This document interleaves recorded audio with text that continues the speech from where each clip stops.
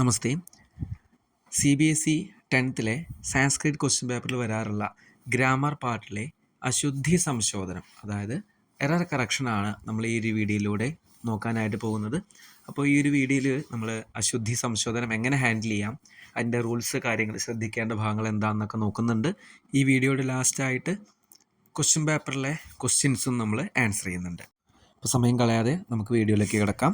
അശുദ്ധി, അതായത് ശുദ്ധമല്ലാത്തൊരു വാക്യത്തെ, സെൻറ്റൻസിനെ ശുദ്ധീകരിക്കുക, അതാണ് അശുദ്ധി സംശോധനം കൊണ്ട് ഉദ്ദേശിക്കുന്നത്. എറർ ഉണ്ടാവും, അത് എറർ ഓൾറെഡി നമുക്ക് തരും, ഇന്നത് ഈ ഭാഗം തെറ്റാണ് എന്നുള്ളത്, അത് കറക്റ്റ് ചെയ്യാനാണ് ഈ ഒരു ചോദ്യം കൊണ്ട് ഉദ്ദേശിക്കുന്നത്.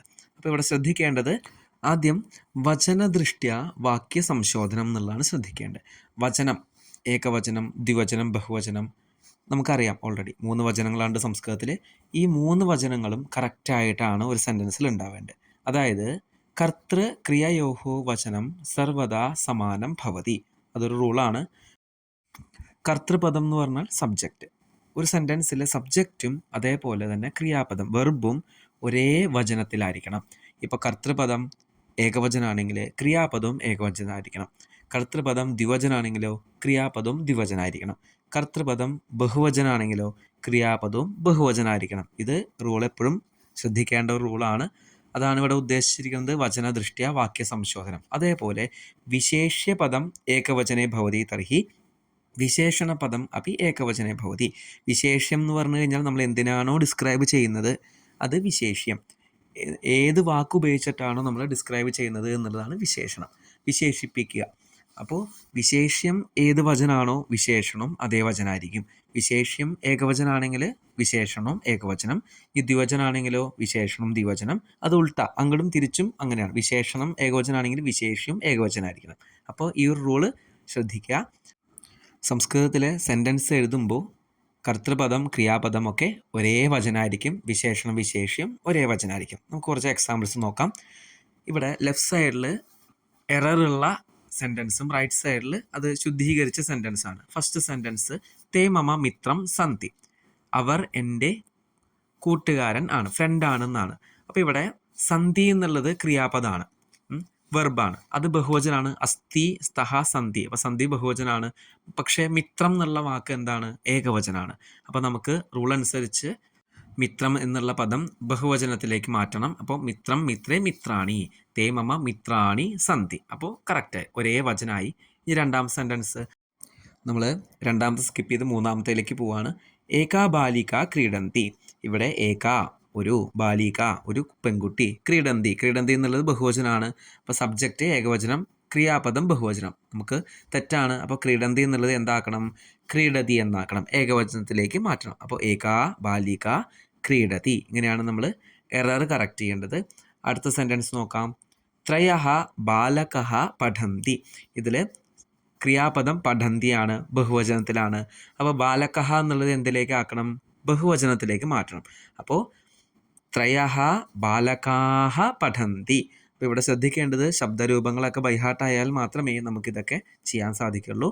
അടുത്ത സെൻറ്റൻസ് നോക്കാം.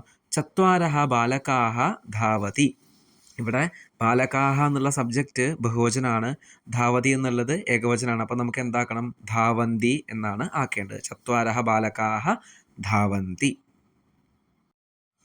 ഇനി അടുത്ത് ശ്രദ്ധിക്കേണ്ട ഒരു റൂളാണ് ലിംഗദൃഷ്ട്യ വാക്യ സംശോധനം. പുല്ലിംഗം, സ്ത്രീലിംഗം, നപുംസകലിംഗം, ഇങ്ങനെ 3 ലിംഗങ്ങൾ സംസ്കൃതത്തിലുണ്ടെന്നുള്ള കാര്യം അറിയാമല്ലോ. ഇതിൽ നമ്മൾ നേരത്തെ പറഞ്ഞ പോലെ തന്നെ വിശേഷ്യപദം, വിശേഷണപദം, സമാന ലിംഗ, സമാന വചന, സമാന വിഭക്തി ച ഭവിതവ്യാനി.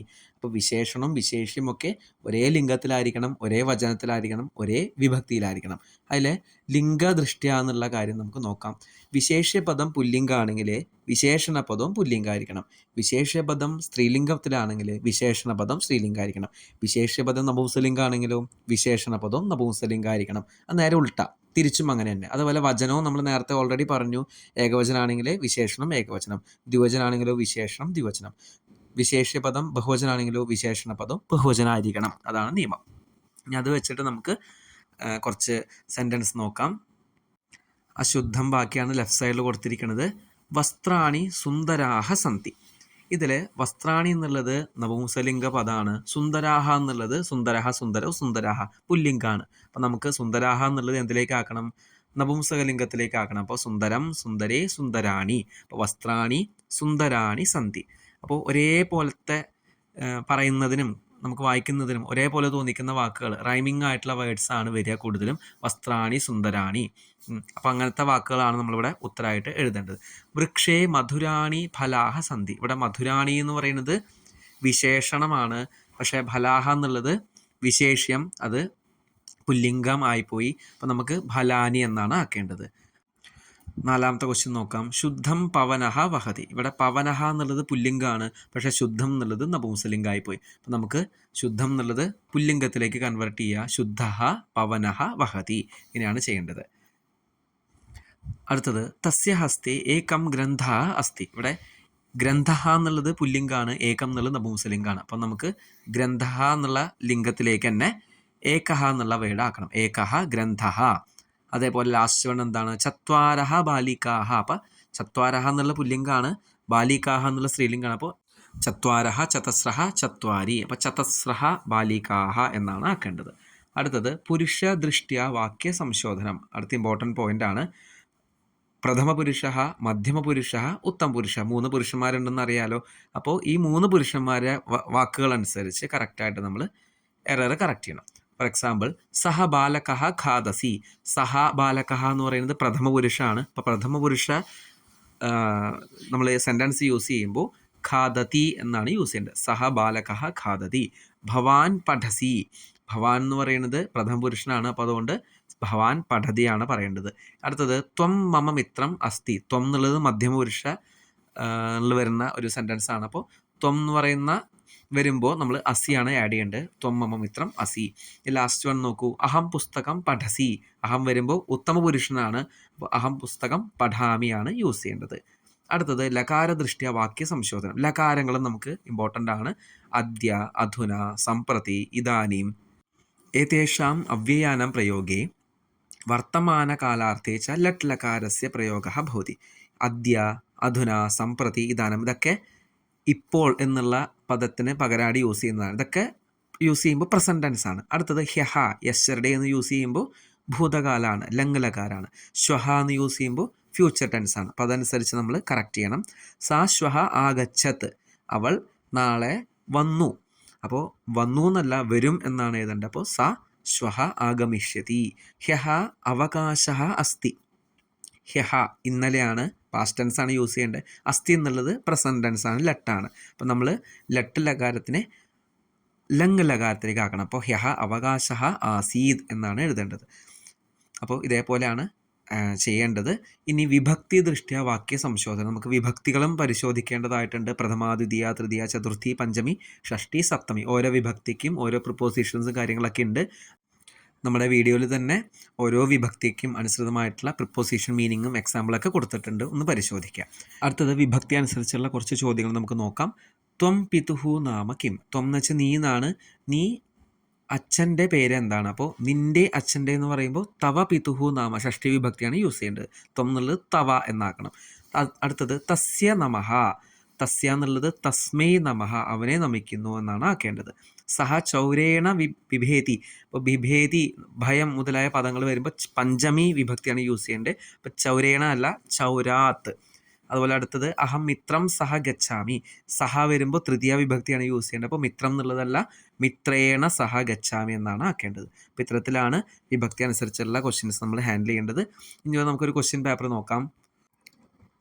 ദ്വേ ബാലികേ വിദ്യാലയം ഗച്ഛതി. ഇപ്പോൾ 2 പെൺകുട്ടികൾ വിദ്യാലയത്തിലേക്ക് പോകുന്നു. അപ്പോൾ ഇവിടെ ഗച്ഛതി എന്നുള്ള ഏകവചനമാണ്. നമുക്ക് എന്താക്കണം? ബാലികേ ദ്വിവചനമായതുകൊണ്ട് ദ്വിവചനത്തിലേക്ക് ആക്കണം. അപ്പോൾ ദ്വേ ബാലികേ വിദ്യാലയം ഗച്ഛതഃ എന്നാണ് ഉത്തരമായിട്ട് എഴുതേണ്ടത്. ഗച്ഛസി അല്ല, ഗച്ഛാമി അല്ല, ഗച്ഛതഃ. ഗച്ഛതി, ഗച്ഛതഃ, ഗച്ഛന്തി ദ്വിവചനത്തിലേക്ക് നമ്മൾ മാറ്റി. അടുത്തത് കിം അഹം സർവേ പുസ്തകാനി ആദായ ഗച്ഛാനി. അപ്പോൾ ഇവിടെ അഹം എന്നുള്ളത് ഏകവചനാണ്. സർവേ എന്നുള്ളത് എന്താണ്? അതും ബഹുവചനാണ്. പുസ്തകാനി എന്നുള്ളത് ബഹുവചനാണ്. പക്ഷെ ഇവിടെ സർവേ എന്നുള്ള പദം പുല്ലിംഗത്തിലാണ് കൊടുത്തിരിക്കുന്നത്. അപ്പോൾ നമുക്ക് എന്താക്കണം? അത് നപുംസകലിംഗത്തിലേക്ക് ആക്കണം. സർവാണി പുസ്തകാനി എന്നാണ് ആക്കേണ്ടത്. വിജയ ഭ്രമണാർത്ഥം ശ്വഹ ന ഗച്ഛതി. ശ്വഹ എന്നുള്ളത് അത് ഭവിഷ്യത് കാലമാണ്, ലിട്ടിലകാരാണ്.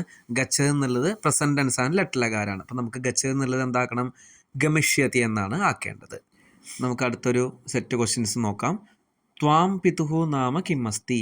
അപ്പോൾ നിൻ്റെ അച്ഛൻ്റെ പേര് എന്താണെന്നാണ് ഉദ്ദേശിക്കുന്നത്. അപ്പോൾ ഇവിടെ ത്വാം എന്നുള്ളതല്ല, എന്ത് വേണം, ഷഷ്ടി വിഭക്തിയാണ്.